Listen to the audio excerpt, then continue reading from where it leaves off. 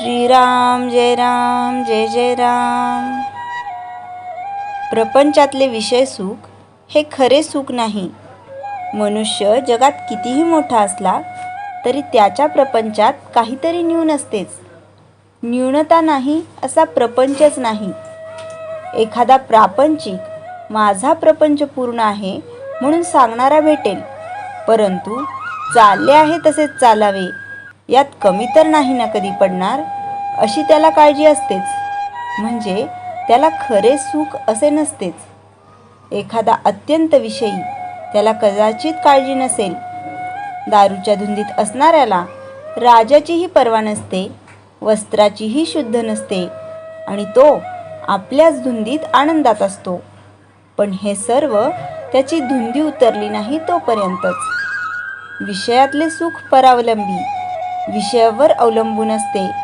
विषय हे नश्वर, आपल्यापासून कधीतरी जाणार, निदान आपल्याला तरी त्यांच्यापासून एक दिवस जावे लागणार। दुसरी गोष्ट म्हणजे विषयाचे सुख इंद्रियाधीन असते।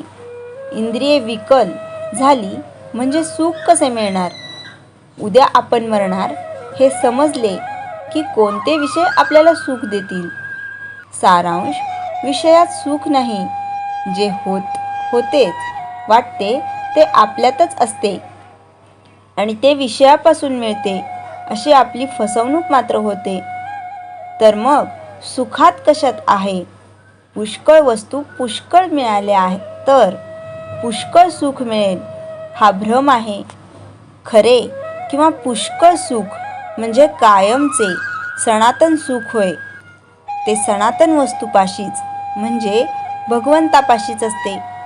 आपल्याप्रमाणे पशूंनाही विषय सुख आहे। त्यांच्यात आणि आपल्यात फरक तो कोणता? मी कोण, कशासाठी आलो असा विचार करणे याला सारासार विचार म्हणतात। प्रपंचातही आपण विचार करतोच। कशात आपला फायदा आहे, कशात आपला तोटा आहे हे बघतो। पण सर्वच असार, त्यात सार ते कुठून, कसे येणार? असलेल्या परिस्थितीत आपण समाधान मानित नाही, त्याहून अधिक सुखाच्या स्थितीत इच्छा धरतो। देवाची भक्ती करणे, संताकडे जाणे हे सुद्धा विषय मिळवण्याकरता आपण करतो। मग आपली ही सेवा भक्तिविषयांची झाली का? संतांची, देवसंत यांचा उपयोग इतर गोष्टींप्रमाणे विषय मिळवण्याचे साधन म्हणून नाही का आपण करीत? मांजर आडवे गेले की आपले काम होणार नाही, ही भगवंताची सूचना आहे असे समजून आपण परततो। पण एक बायको मेली की दुसरी करण्याच्या विचाराला लागतो। सारांश, आपले ध्येयच विषय हे असते आणि ते मिळवण्याची आपली खटपट असते। खरोखर जो मनुष्य प्रपंचातला आपला अनुभव जमेस धरीत नाही तो कशानेच शहाणा होत नाही। श्रीराम जय राम जय जय राम। चैतन्यवाणी, प्रपंचात सुखी होणे म्हणजे भगवंताचे होणे होय। श्रीराम जय राम जय जय राम।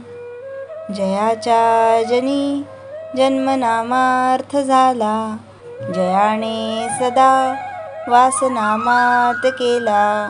जयाच्या मुखी सर्वदा नाम कीर्ती, नमस्कार त्या ब्रह्मचैतन्य मूर्ती। श्रीराम जय राम जय जय राम।